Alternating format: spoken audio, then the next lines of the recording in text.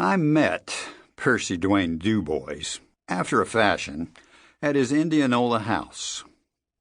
I'd come to collect his television and was explaining to his wife that they'd gone 3 months delinquent on their rent-to-own installments. He eased up behind me, I heard the joist complain, to offer commentary with a shovel. Lucky for me, it was a fireplace shovel, though uncommonly stout as that sort goes, and he swung it with force enough to lay me out on the linoleum. Since I'd enjoyed a sort of career in legitimate law enforcement, I'd met with occasion to get myself knocked on the head a time or 3. I'd been dinged with assorted planking, a dinette chair, a brass shoe tree, had survived my share of semi-drunken glancing tire iron blows, and was once deafened for a week in Roanoke by a she-male named Varnella who caught me square on the ear with a handbag full of what proved to be shoplifted rice. So I was familiar with the abrupt, iron oxide flavor of it all and the baleful overtures of gravity. I knew the barest of chances to mount a survey of the kitchen floor before selecting a spot and informing myself, I think I'll stretch out here. I don't believe I was ever altogether senseless. As him and the wife were wrangling about me, I could make out what they said. In what I preferred to believe at the time a home economical impulse, she proposed they hack me up and pack me off to the woods in a sack. She was kicking me all the while she talked, poking me with her naked foot in a fashion that suggested I was exasperating clutter.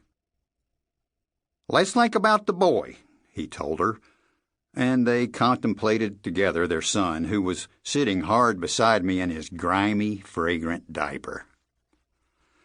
The ammonia-reek alone was probably keeping me awake.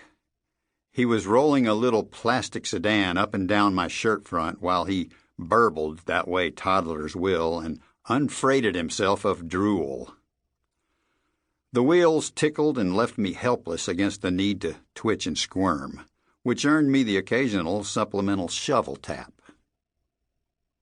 Up to this point, he could have gotten off with a month or 2 in the lockup, back payments on his TV, and a spot of contrition before a judge. But he saw fit to go the way his sort will, all white trash philosophical, and decided the world was stacked against him, and he'd never know much of a shake. He informed his wife there were higher-ups in the government in Jackson, most especially a fella he'd crossed once on the Attorney General's crew, who were looking to put him in parchment any way that came to hand. So it hardly mattered what he did or how he went about it. "I can't come out on top." He said it with that air of wan self-pity that's peculiar to humans with Pall Malls behind their ears and homemade tattoos. Then he thumped me again and helped himself to my keyring and my wallet, and that was when his troubles got authentically underway. By sheer chance, I was driving a pristine 1969 Ranchero that my landlady had told me her dead husband, Gil, would have wanted me to drive. I'd never met Gil, but I'd seen a snapshot of him on her sideboard. It showed him wearing spotless coveralls and grimly armor-alling attire. Gil looked the sort who'd probably rather have made me the loan of his liver than endure me to wheel his Ranchero out into the fallen world. Sadly for him, his widow wasn't the sort to value a car, and worse still, the woman was a relentless insister by disposition. She had let off insisting I call her Pearl instead of Mrs. Jarvis, had insisted I park my Nova in her driveway instead of down by the curb.